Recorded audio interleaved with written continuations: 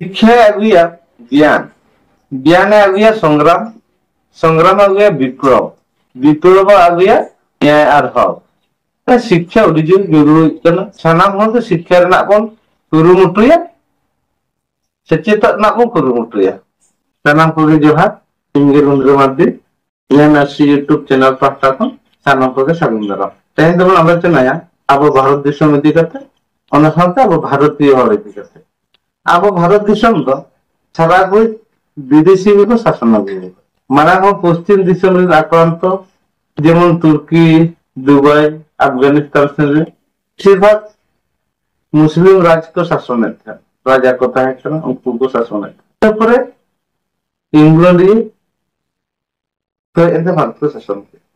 कारण सारा कोई भारत तो विदेशी हाथ रे कब्जा रे ताहे कना तो विदेशी कब्जा रे ताहे लंखा विदेशी अकल मनोभाव विदेशी अकल उइहेर ओना को आबो ब्रेन रे आबो दिमाग रे आबो मने रे को स्थापना करवा जेमन कथा रे लय कना आबो भारत चेदा सारा को शासन था विदेशी अकल तो आबो भारतीय तो फेरात कौन अशिक्षित गुलाम कमजोरी अज्ञानी हर बन ताहे गरीब अशिक्षित गुलाम ओना खातिर आबो तो सारा कोई उनको नतमस्त जेबन ताहे अब तो सारा कोई निजेरा स्वाधीन तो बांग थाम सनाय सारा कोई पोरे स्वाधीन पोरे कथा रे गुलाम मने भाव आदम करा गे मने तबना आदमी हर कथा रे बन ताहेना आदमी हर को ले ओना बन विशेष तो आबखान येनो kana मिटपुर इंग्लिश सुइनत अब भारतीय उनजुकाम ओगात हर को ताहे कान गे मिटपुर बार कुटी पितान ते कुटी को ताहे कान गे तो मिटपुर इंग्लिश सुइनित ठुका चिकते उन भारतीय को शासन थे तामाने भारतीय हर को ताले को भारत पर शासन दे भारत देशम जहां को ताहे kana जदि मिठन को थू किया नुनमारांग तालाब बनाव को अबखान दलदली बनाव को ओना भारतीय थू तालाब रे इंग्लिश ये सुइनत मिटपुर सैनिक उनु पाप नुन को शासन चदा ये शासन चक्का दाटी तो अब तो सारा को चिक कान ताबन अब तो अशिक्षित गुलाम गरीब नाचा नका मनोभाव बन बंचा कान था संग्राम बाबन बराय था जेमन डिस्कवर करे नवा एनिमल चैनल बन नेले कान बाहर को जीव जियली को घटना नेले या जेमन कয়েক হাজার उनको डिस्कवर रे काड़ा को ताहन करा कয়েক হাজার को काड़ा उनको मिटन तरु बारे तरु ठन को कब्जा चो कन आरा चो कना को चेदा ओना अर्थ हुयो कना मिटन काड़ा जदि संग्राम है और हजार जन काड़ा तो को टिगुते को गयो करे बाको गवाय आदो करे दारे बरो उनको दा जे जलाते बोतते को दरे तार मिटन तरु सराते बको दारे अब भारतीय अंका अब भारत में जहां संग्रामी को ताहे कना उनको बेसिर भाग तो अब आदिवासी खेरवाल अब जहां स्वाधीनता संग्रामी को ताहे कना मिन बार हर को संग्राम बाद बाकी हर दो अब लाइक के बांग हता कना अब संसार में ताबना मित मितला सुतु सुमुंग जी ओना लगी बुन खटा कना तो ना रेंगे की बांग हता कान तमन चिकते अब जाति धर्म रिजन संग्राम ओका उनका हो मित बार को संग्राम एम बाद बाकी भारतीय हर दो पुनंद बक संग्राम है भारत में कृषि प्रधान देश कन चाष कोन बड़े चाष ज्ञान सा कोनो मतलब बनो मिटे चाषी ने ज्ञान दिन छिके ज्ञान ने रपागा सिंगादा सिंग उतया सिंग दकाती जो उन बच्चा सोचे बड़े चाषी जमे ठीक गया तो जतोखन ज्ञान जे सरत तो ना ज्ञान आर्जाव लगी तो ज्ञान तो उसरा मतलब बनो ओना खातिर के अब भारत नुन तायम जहां तीन धन दौलत संपत्ति जतना कम ज्ञान के सरस ज्ञान से आरो मतलब हो तो चाष करते बन जमे चाषा बन जमा बन आते नाव नाव खोज बखान रिसर्च बखान तलाश रे भारतीय जितुम के बनो खास जते बे अफ्रीका रे मानवा कंकाल को नाम के ओना रे खोज तलाश रे भारतीय मा कोरी अवदान बनो विदेशी नाव नाव जिनिस उद्भावन नाव नाव जिनिस तलाश खोज ओकाना उइहर बनो अब तो मांग खन ओका मेना बोनो उनके के तहना हर जिते भारत स्वाधीन है ना स्वाधीन पर जिते भारत रे भोट हुई लगी तो जोखा पुलिस ऑफिसर को हेज करते भारतीय पुलिस पुन को गवा पुन जिते भोट हाट को एम चको लगी उन जोखा मा नितुम दरकार कना आम भोटन मा आमा नितुम दरकार तो अब भारत देश रे कोई पर नोका ब्रेन को समावट का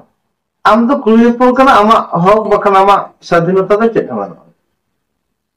उन जोखा नितुम कुलेम उठे में आमा नितुम लेता बाय लिया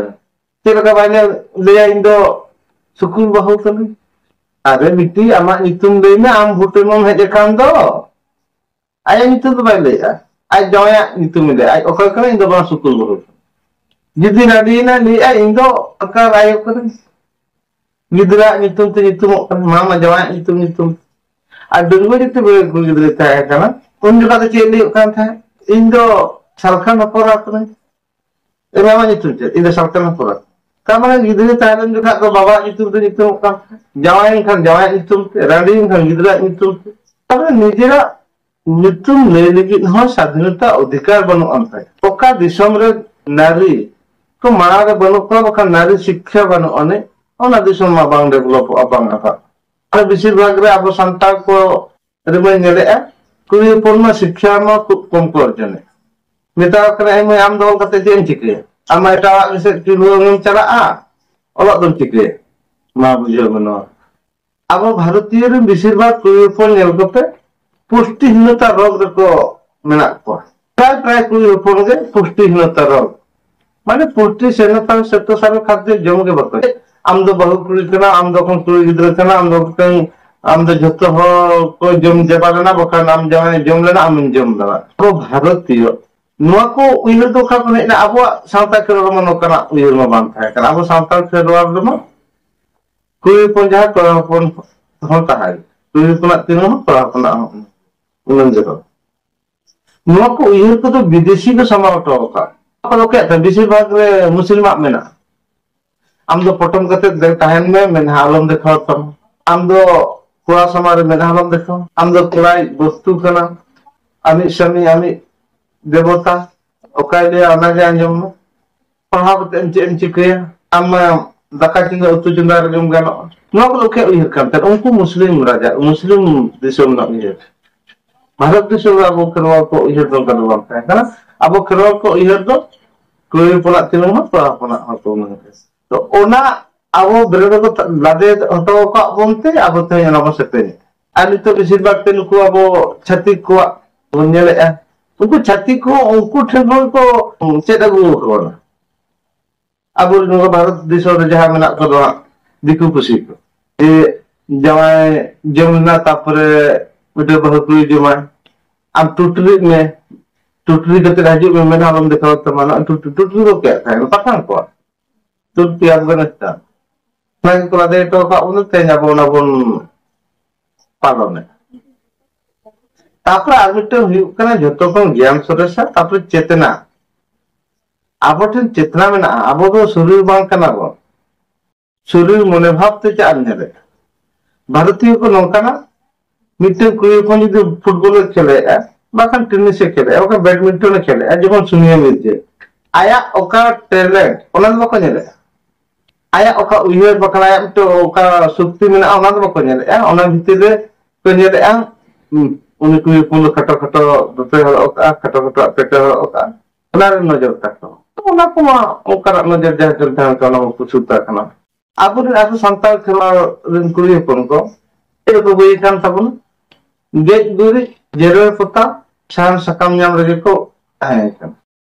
गोटा दिन नियम को सान सकम नाम गेट गुरी निये के सरस्टम इनी गेट गुरी सान सकम नाम दो बांग खरापा दपाई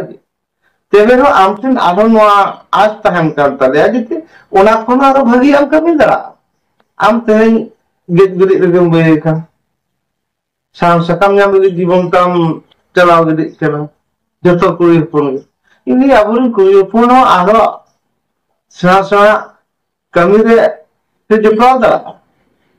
ape thena no aspan kan ji sa kami pe darya iya una ko बात करते तामने जी रेगुरी खरापा से साम सकम नाम खराब बना लबिन दे ओना को नाम ओना करे खन हो आम आरे भागिया बेहतर नापाय आम कमीदा ओना कते निजे मान अब तो निये बन सरस बन बडाया निये सरस मेते बन मने ओना तिने आमा उइहर गे आमे बदल ने आमा मने गे आमा आम ओकाला kana आमा मने चला kana आम मुगा बुरो पे के भारत दिसम रे आम मानमी को ठन कुली पुन को आपन को नोन हर थान kan कुली पुन ओका वा रे ओका दिसम रे ओका वा रे ओका परिवार रे हक न्याय बन अन्ते आर बखान शिक्षा बन अनेक ओना संसार बन युत के माने मांग से बांग आगा दा और भारतीय मने भितर ओका जे आबो बन ले दो आबो संस्कृति कना ओना आबो संस्कृति बांग का ओना जतो विदेशी को हेते फेड़ा ओटा कते ने लेकान जतो विदेशी को आ विदेशी भी बेसिर भाग को मांग को शासन है अब माथे गपन ओपे बछर हेला अब त अब शासन तेन गपा अब नेले को अब इच्छे अब उइहर अब ते अब बन शासन अब उइहर ते अब बन नापाया उनका बन अब से विदेशिया उइहर भावना रे मेना को इंग्लिया जहां को ले ओना कथा विशेष तापे नावा नावा कोई तलाश रे अब जपड़ा बनता है ना नावा नावा जीवन रे नावा ना चिकन की बु करू पे एनका तेना रिया दो एगोन थुकुमा आरो नका के दोसर वीडियो रे नापामा मानका सलाम जरास।